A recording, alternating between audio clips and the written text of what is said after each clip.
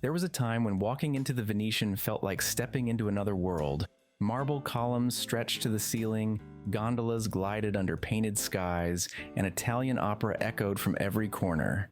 The place was alive, romantic, and impossible to forget. The Venetian opened in 1999 and cost over $1.5 billion to build. It replaced the old Sands Hotel, which had been one of Frank Sinatra's favorite hangouts.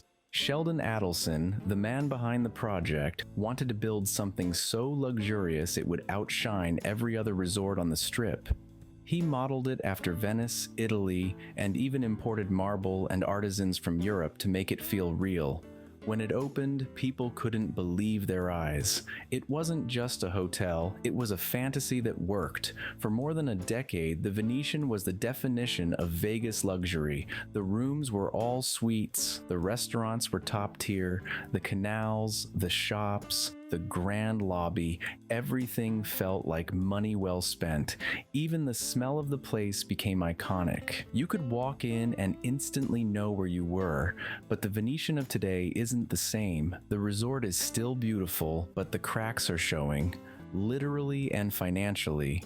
What used to be a dream destination is now fighting to stay relevant in a city that's evolving faster than it can keep up. Let's start with the numbers. According to Nevada tourism data, visitor traffic in 2025 has dropped noticeably. The city saw its biggest decline in occupancy since the pandemic, and the Venetian was no exception. Reports show average occupancy dipping below 70%, a sharp fall from the near 90% highs it used to enjoy. When fewer guests fill those 7,000 rooms, the ripple effects hit everything: restaurants, casinos, and retail. In early September 2025, the Venetian quietly confirmed layoffs. Fewer than 50 people on paper, but that number doesn't tell the whole story.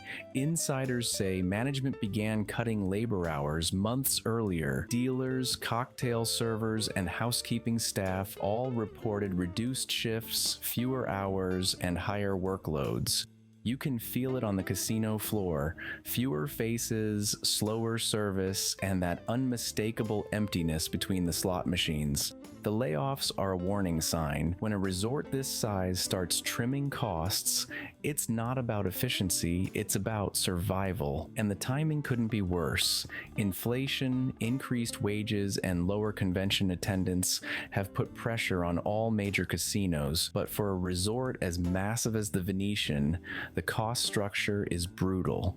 In 2024, the resort finally signed with the Culinary Workers Union, giving thousands of employees improved pay and benefits. That's a huge victory for the workers, but it's also an expensive one. Management now faces tighter margins at a time when profits are shrinking. The Venetian's corporate owners are still investing billions in renovations, but you have to wonder if it's too much too late. Then, there's the issue of service. You can upgrade a room, repaint a hallway, or remodel a lobby, but you can't fake genuine hospitality. Guests are starting to notice longer check-in times, fewer housekeeping visits, and even reports of cleanliness problems. One headline made national news when a guest was stung by a scorpion in their bed at the Venetian. That story shouldn't exist for a property that calls itself 5-star. When guests are paying $400 to $600 a night, they expect perfection, and lately they're not getting it. TripAdvisor reviews mention slow response times, understaffed restaurants, and basic maintenance issues. The same place that once defined Vegas elegance now struggles to deliver the level of service people are paying for. Another problem is the Venetian's scale. The resort's size was its superpower when Vegas was booming. Thousands of suites, multiple towers, a convention center, and canals winding through the property. All of it worked when tourism was strong, but in a slowdown, those massive operating costs become a burden. Every light, escalator, and fountain adds up. When the crowds thin out, the bills don't. The resort's biggest challenge, though, is its identity.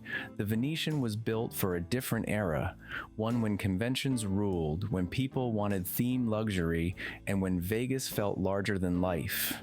Now, The market has shifted. Younger travelers want simplicity, not opulence. They want nightlife, not marble columns. They want prices that make sense. The Venetian was designed to impress baby boomers, but Gen Z doesn't care about hand-painted ceilings. They care about Wi-Fi speed, convenience, and affordability.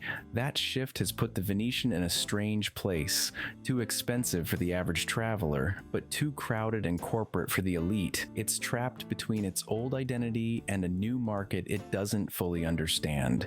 To make matters worse, competition on the Strip has never been tougher. The Fontainebleau is new, shiny, and still fighting for attention. Resorts World has ultra-modern tech and fresh energy. The Wynn and Encore are aging but still deliver service that feels premium. Meanwhile, the Venetian is stuck in the middle, not new enough to excite, not old enough to feel classic. And the pressure doesn't stop there. Ownership changed hands in 2022 when Apollo Global Management and VC Properties bought the Venetian, Palazzo, and Sands Expo for over $6 billion.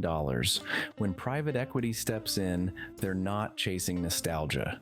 They're chasing quarterly profits. That means cost-cutting, labor efficiency, and revenue maximization. You can feel the corporate fingerprints all over the resort now. The fun little details that made the Venetian magical are fading away. Live performers have been cut back. The canal area feels quieter. Even the music loops are shorter.